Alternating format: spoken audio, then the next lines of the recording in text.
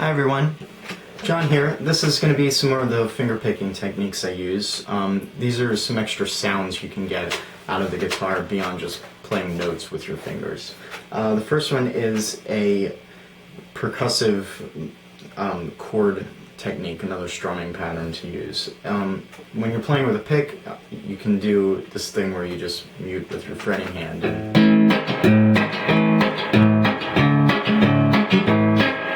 This is going to be a variation of that, but in this case we're going to be using our thumb like a kind of a drum beat, and you'll see a lot of acoustic players do this. It's very helpful for adding some percussion to your playing if you're like a solo acoustic artist, or if you just want to add some extra percussion, even if you have a percussionist, or if you're in a duo or something. Any place that you need to add some extra rhythmic interest, this is a good place to use it. And the thumb is going to be playing your bass note, and then you're going to be smacking the strings with your thumb like that. Just speaking practically, your fingers end up resting on the strings that they're going to be plucking to play the chord, which is the next thing that happens in the sequence. So you also get a little bit of extra sound from that, but primarily you're interested in getting that smack from the thumb. Then, in addition to that, you can also get some extra variation where you can play extra notes with your fingers instead of just playing the chord. So you can break the chord up, or a few other things, like you can mute only the string that the thumb is playing the bass, the smack on, so you can have parts of it ring out, which is something that's much more difficult to do if you're playing with a pick. So again, broken down slowly, it's pluck with your thumb, mute with your fretting hand, and smack the strings with your hand, and then pluck the chord that you're going to be playing. So here it is at speed.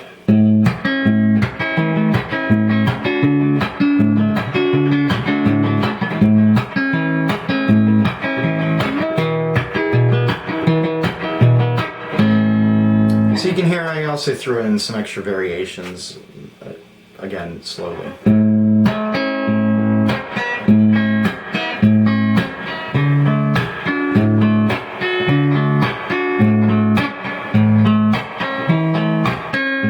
So sometimes you can have an extra pluck in there right after the bass note. And you can get all sorts of variations with that. Again, I find it very, very helpful if you're playing without a percussionist, as it adds a lot more interest to the overall sound. The next thing I'm going to show is two different ways I do harmonics. One is a technique I picked up from classical players, where you just fret 12 or 7 frets above whatever notes you're fretting on your fretting hand. So in this case, I'm just going to play a D chord, and the plucking hand technique is you put your index finger, rest it over the fret for the note 12 frets above what you're fretting. In this case, the D chord is 7th fret of the G string, 7th fret of the B string, 5th fret of the E string, and down here we're on the 19th fret of the G and B string, and the 17th fret of the E string. So it sounds like this when you play it without the harmonic. And we're going to be one octave above that when we play the harmonic. So obviously, or maybe it's not obvious, you can also fret all sorts of notes with your left hand and play the harmonic.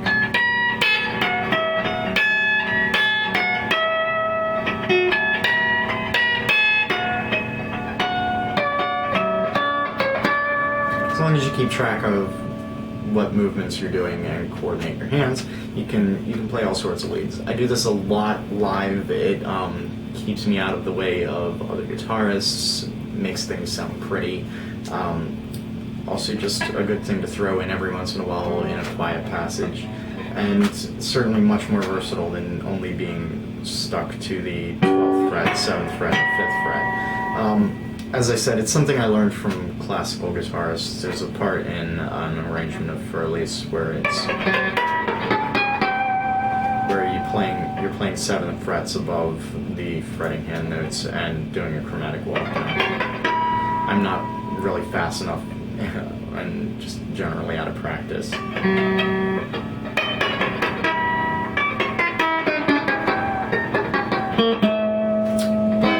In that case, it's just a little bit more difficult to get the harmonic, but certainly easier than trying to play off the fretboard on a classical guitar. The other way I do harmonics is I rest the fleshy part of my thumb up to the first joint against the string and pluck behind it with the index finger. This doesn't always produce a harmonic, but it also adds this kind of strangled popping sound to the string that's not really anything else I can think of. It kind of cancels some frequencies, so it sounds a little bit like you're playing in an out of phase position. I'm actually on the bridge pickup alone right now.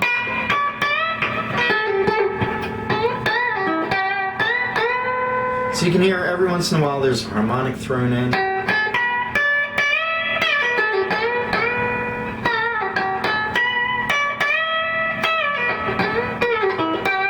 And you can also move your plucking hand around if you want to intentionally get the harmonics, but I actually find it's a little bit more interesting to restrict it the way pinch harmonics would be restricted if you were playing with a pick. I do find this a little less squealy than pinch harmonics with a pick. Those tend to be a lot more high-pitched.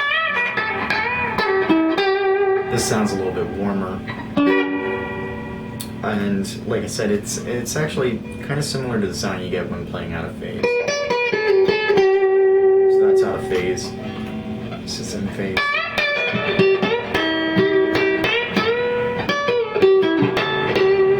And that reminds me of something that you hear a lot on older Dire Straits recordings, where everyone assumes that Mark Knopfler was in the out of phase positions all the time. But if you watch him live, he uses his neck pickup a lot for leads because it was the hottest output pickup on his guitar, but it still sounds a little bit like it's got some of the phasing stuff in it. So I think part of it is just the way you hold your fingers on the strings and pluck them kind of adds to the out of phase sound and quack that you get out of your guitar.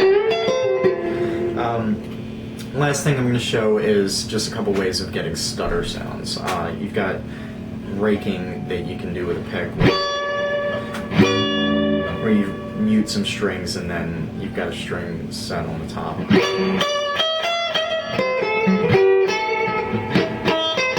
And you can also mute with your palm to get a rake.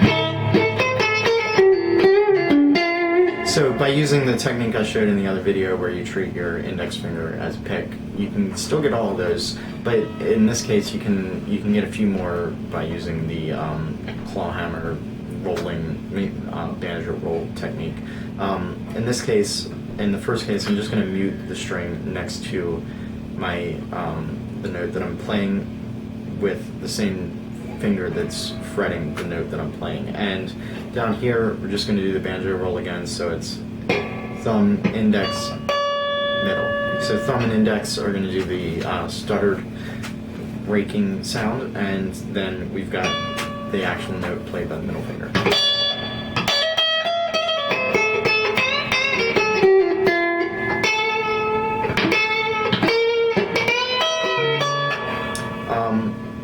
Obviously, there's other ways you can do the muting. Palm muting still works, and muting with your finger still works.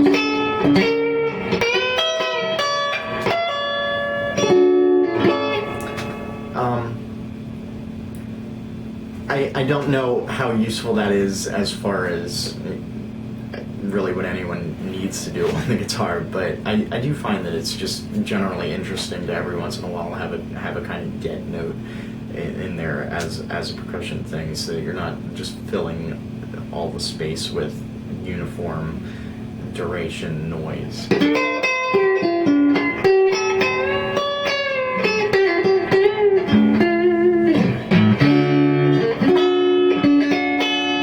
So if we just want to put them all together, all four of the techniques. First one was the strumming pattern with the drum beat.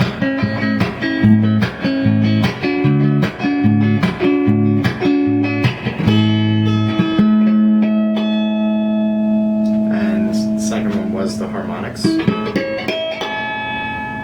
the index and thumb. Third one was the harmonics with the kind of imitate pinch harmonic, where the thumb is the one resting over the harmonic. And finally we just had some raking techniques.